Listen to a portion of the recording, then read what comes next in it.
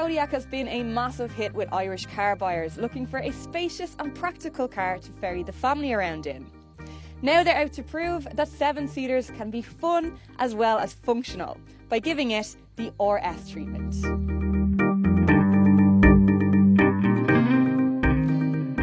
The exterior has been jazzed up with some custom RS bumpers, blacked out wing mirrors, tinted windows, not to mention this mean looking set of 20-inch diamond cut alloy wheels, complete with red brake calipers peeking through for the ultimate in mammy or daddy cool. It's also the only Skoda SUV available in this Wraith metallic blue, previously only available on the Octavia RS.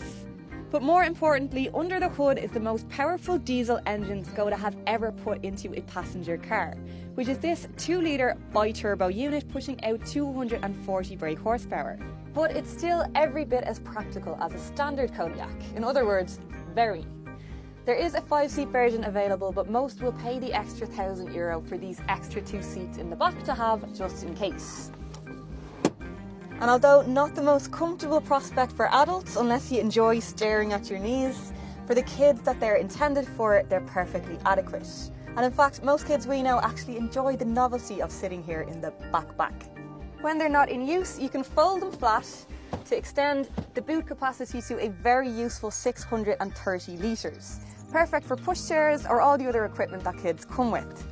It's also a very good prospect for large dog owners, providing the appropriate pet guard has been put in place. The middle row then, just like in the standard Kodiaq, has plenty of space for 3, 2 of whom can enjoy their RS experience from the comfort of their car seats, thanks to these 2 sets of Isofix anchors. The front of the cabin has also been given the RS treatment, with these great Alcantara and leather RS sport seats, complete with this nice little carbon detailing down the side here.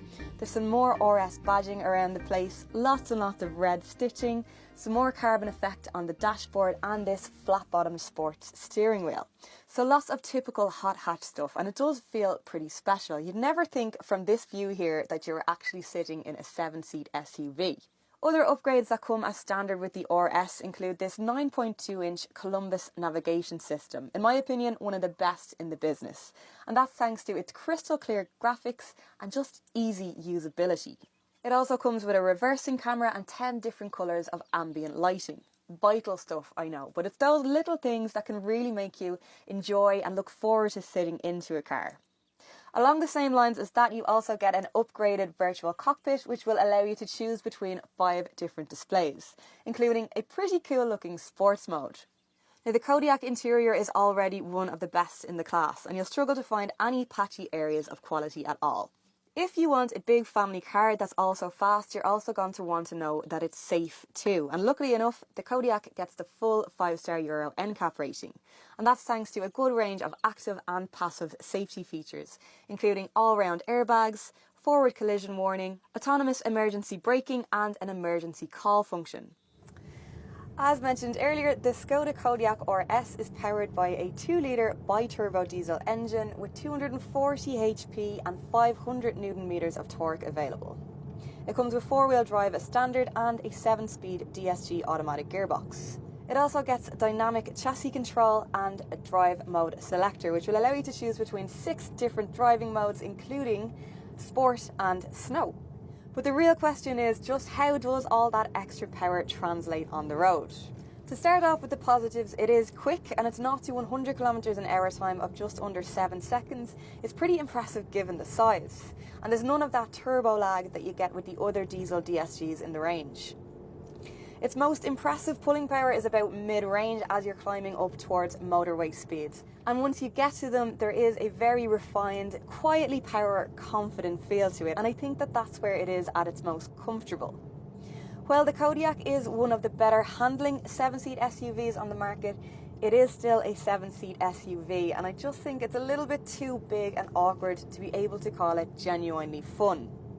The raised ride height is great for visibility and the length makes it super practical, but both of those things make you want to take it fairly handy going around corners and in general, particularly if any of those seats in the back are full.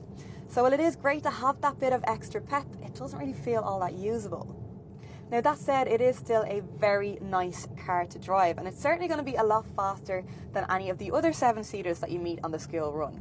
The running costs, given the size, are actually quite impressive on paper. Skoda claim that 6.4 litres per 100 kilometres is possible, although that will depend very much on how you drive it. And I think that the 4-wheel drive does hurt that a little bit. For our week of very mixed driving, we've been averaging 8.4. But speaking of 4-wheel drive, it is a very capable off-roader. In fact, we were about to dedicate a whole section to driving it through fields, but then we reconsidered, because who in their right mind is going to be driving their €63,000 Skoda on 20-inch wheels through a field?